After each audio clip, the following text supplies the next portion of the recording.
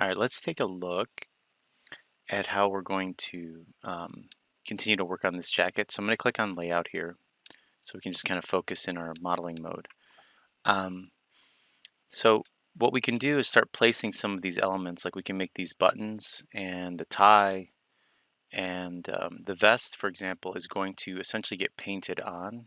So we'll do maybe some texturing and after we do some unwrapping on this. If we go to our front view here, you could see that it's not completely lined up. So let's go ahead and go to edit mode. And let's make sure I'm hitting tab to go to edit mode. Now you can see that because we deleted this side and not that one, we're gonna have to sort of eyeball the positioning of all this good stuff on our right side. So just kind of moving this down. I'm looking at it here as I sort of move and shape this all out. Something like this. Now, because it's not so bad, but because we weren't in X-ray mode. So, for example, if I go to front view here and I hit Alt Z, and we also need to be here. We want to make sure that we're doing like big selections here so that it's all lining up like this. Pulling this out just a little bit so it lines up with that jacket. I'm going to pull these out just a tad bit, and these can go even further out like this. For this edge, we can kind of pull this even further out to flatten it, but what I'd like to do is hit S to scale that up. So let's go to shaded so you can see that. So Alt C that. So I just kind of scale that up a little bit and then pull that forward. So kind of like that inside face, this one right here. If I hit S to scale that in, you can see that's sort of serving as almost where the jacket or where our hand will come out of. So that's actually looking pretty awesome. This is going to get a little tough to see, but I want to show you that technique that I was explaining in the last video where we make a object inside of the same collections layer. So I'm going to hit Shift A here and then select cube. And like I mentioned before, you can see that it's stacked these two modifiers, the subdivision one and the mirror one. I'm going to hit Control R and then left click here and then hit escape. And you can see that added it there, and then I'm going to press enter. Now I'm going to press 3, select all the faces that make up this side, but we want to be in X-ray mode for that. So remember that's Alt Z. And what I'm going to do is select it sort of down here so I don't grab any of these faces, because remember they're together here. And then I'm going to hit X and just delete those faces. Now you can see that that's a true mirroring that's happening, right? And the other thing we want to do is make sure clipping is on so that it's essentially welding these verts together. Now I'm going to select just one of these faces. Now if you press A right now, you'll notice it selects all of that one half that's together. We don't want that. We want to select one half and then hit Control and L. And what that does is that selects all of the faces of one object, and that's Control L as in Larry. Then I'm going to hit S to scale that down. And then we can either select this face here. Excuse me for clearing my throat like that. Hopefully that wasn't too loud on your ears. Let's bring this in. And I'm just essentially scaling all of this down. Now I'm going to select all these faces, bring it up. Let's do Alt C and keep doing sort of that technique where I'm scaling it all down. Let's bring it over. Now, if I hit Control L here, and I believe if I hit comma and I do, is it local? Will that uniform scale it? No, it does sort of the same thing. Anyway, I'm going to bring this up, push this in this way. And now you can see we have the knot of our tie. Now, in order to create that tie coming off the chest, we can just select this face, press E, and then just bring it straight down like this. And then hit 2 for edge mode and just sort of bring this over. And then when in our texture, like I mentioned before, we can, let's make sure this is down like this. In our texture, we can actually draw those lines in for the best. All right, let's work on that knot a little bit. I'm going to hit Control and R and add a cut there, and then start to pull this out this way. I'm going to hit Alt and click this edge and just bring it up. So you can see that a little bit better. I held Alt and I left clicked this edge here to select it. Now, if that was all really hard for you to see, a trick that I like to do is in face mode, I'll select one face, hit Control and L to select it all, then hit Control and I, and then H to hide everything. And then all I have is my tie, right? So now I can go in here, 3 for face mode. Oops, I hit an E by accident. 3 for face mode, play with moving this stuff around. Same thing here, really bring this edge out here. Now, remember, the alternative to this is you could just smooth, and these faces are all going to get deleted anyway, but you can just smooth and do this all on its own object panel. So you don't have to do it the way I did, right? Where I went and made it on the same layer. I just wanted to show you that technique. So I'm going to hit Control R again, bring this down so it tightens up that tie shape so it matches this a little bit better. Now I'm going to hit Alt Z, go to my front view, and just go ahead and press 1 and just start playing with these verts. Sometimes you can get really excited and carried away with adjusting the shape and it gets you off model. And this is kind of a great point, is if you're looking at the way what I did here. Let's bring these in here. If you want to, you can hide the head by just hiding it there. So let's really get this knot shape in there, looking good. Bringing this up a lot better. So not too bad.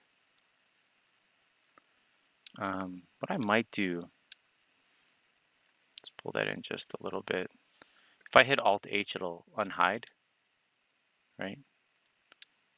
And so that looks pretty cool. I mean, not too bad.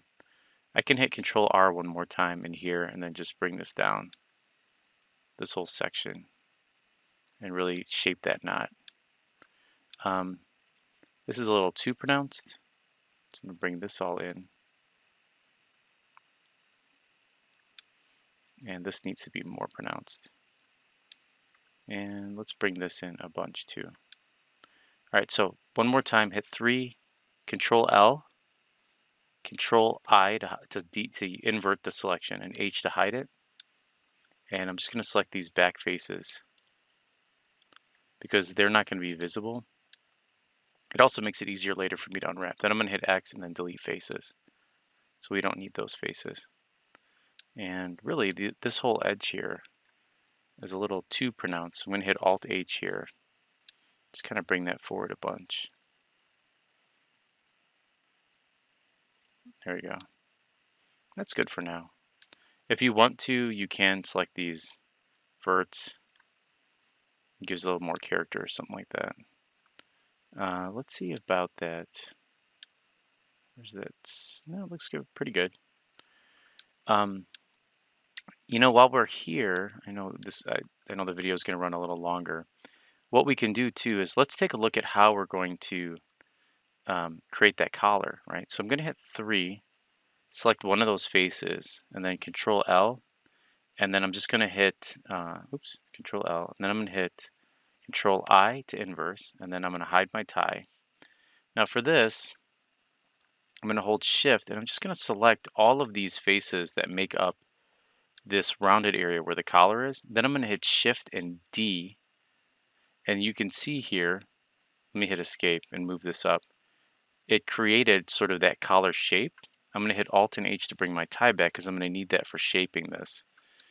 And then what I want to do is I need a row of edges here to create that stiffness that goes around the collar. So I'm going to hit Control and R and just run a loop going that way. And then I'm going to pull this up like that. Holding Shift, I'm going to select these edges that go around like this. Oops, sorry. I'm just going to pull these down until they intersect with the shirt.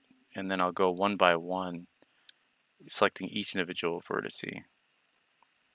Actually, let me teach you this technique might be cool. So I'm going to hit 3, and I'm going to select one face and hit Control and L. And that's going to select all of those pieces, those faces that make up where the collar is. And I'm going to hit P.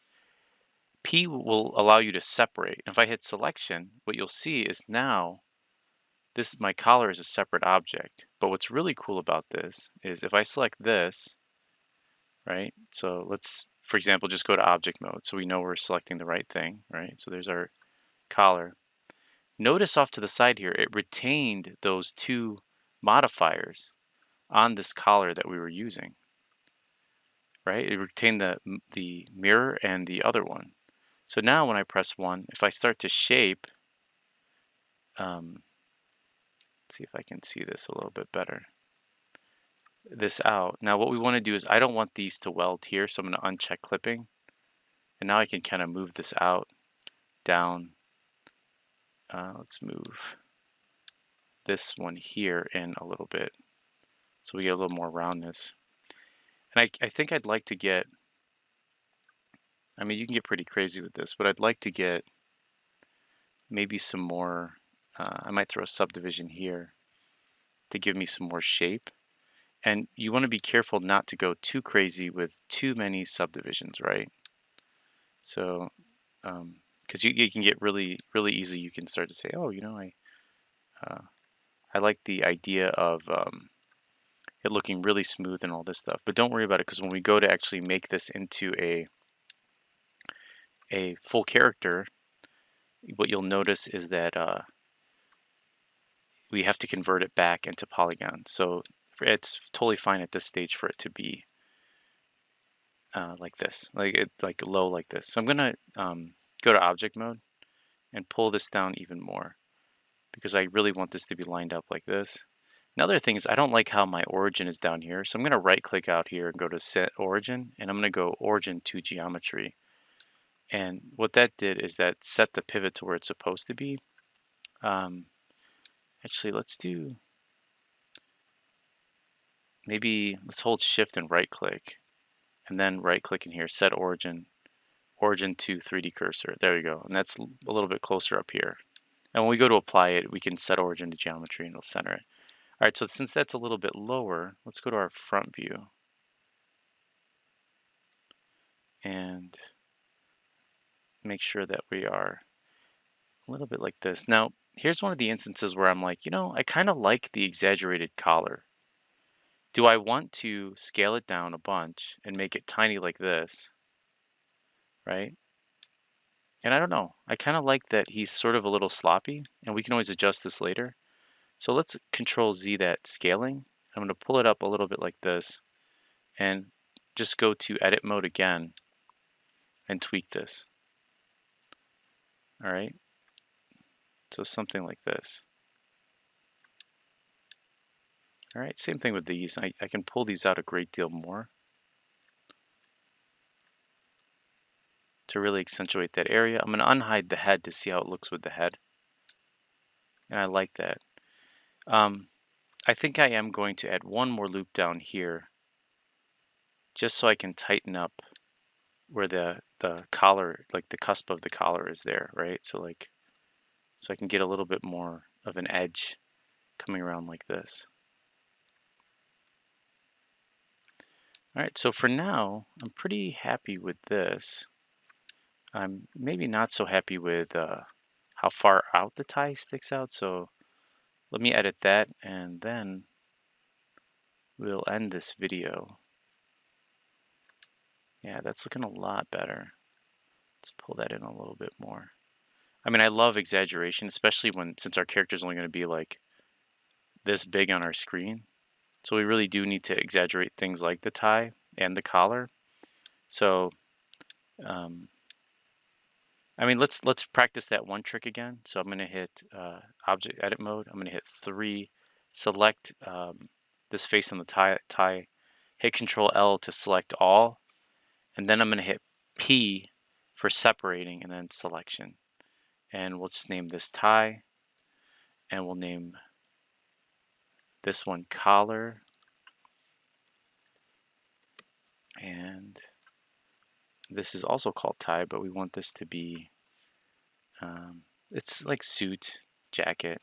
We'll just, you know, the shirt's going to be in there and the vest, but because remember, we're going to probably texture that stuff in. And then that gives us a level of control, right? So if we wanted to also, you know, bring these guys in a little bit like that, you know, and same thing, bring this, I mean, you can throw another cut in here if you want. It's not necessary, and use that to control how far that part of the tie sticks out. All right, so I'm pretty happy with where this is, we'll continue a little bit of the jacket, like getting it to stick out the side pockets. And I keep promising to do the hair. It's kind of probably the easiest thing of all this, and I keep jumping around. So hopefully the next video I'll remember to do the hair, and we'll take care of that too.